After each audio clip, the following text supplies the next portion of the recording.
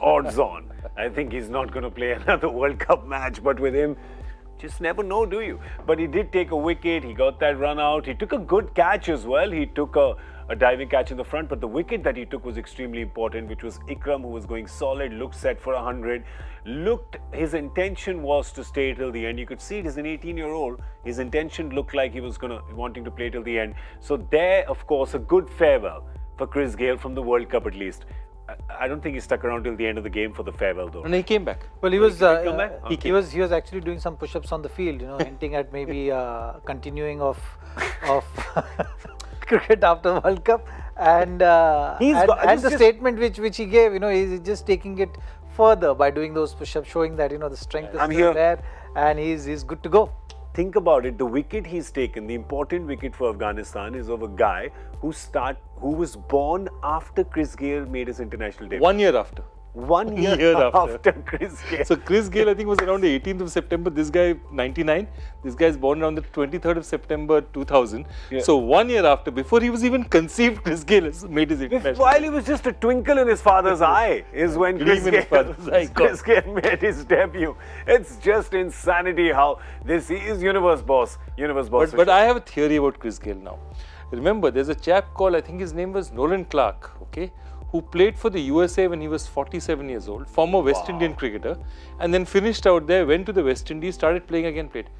Don't be surprised if suddenly 2-3 years later he'll end up playing for the USA or for Canada. Chris Gayle, 48 years old, getting ready. It's quite never possible. know actually, right? Yeah, he can. You never know if Nolan Clarke plays at the age of 47, he can play. Yeah. Yeah, don't give him ideas though. You're giving him some solid ideas. He is the universe boss. He will decide what to do. Wherever in the universe. He could play for Mars, right? Any favorite Chris Gayle moment for you? You've competed against Chris Gayle. From this World Cup, I can't get over the fact how he reacted after taking that wicket. I think that is hilarious and something which you'll remember for the longest time. Yeah. So that was the moment for me. For you? And see, that's one thing. He finished, even when Afghanistan beat them in the ICC qualifier, Chris Gayle was celebrating with the Afghan fans at the end. Because he said, okay, now the game's over, we didn't get across the line.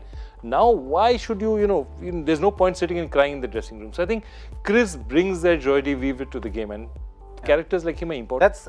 That's the way he has played his cricket. Yeah. And even in Bangalore, when he used to hit all those massive sixes consistently, invariably someone or the other in the crowd will get injured. Yeah. With the cricket ball.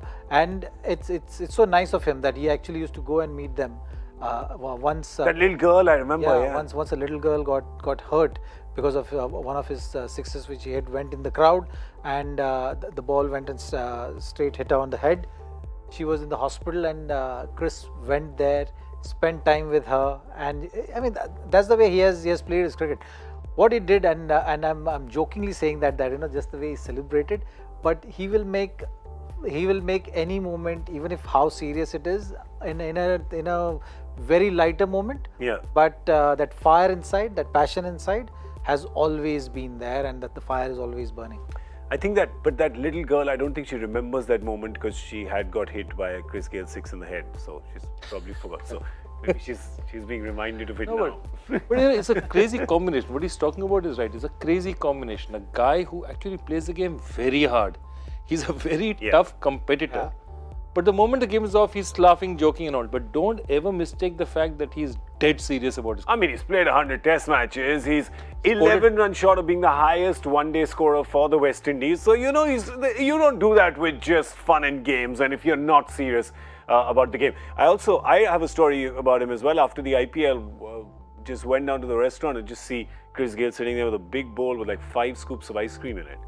And just eating it. I mean, with his cut 6 packs and he's eating. I'm like, listen, I mean, this is just, you're making me feel like genetic garbage, right? When you do this. And I said, 5 scoops of, yeah, man, 6s make me hungry. And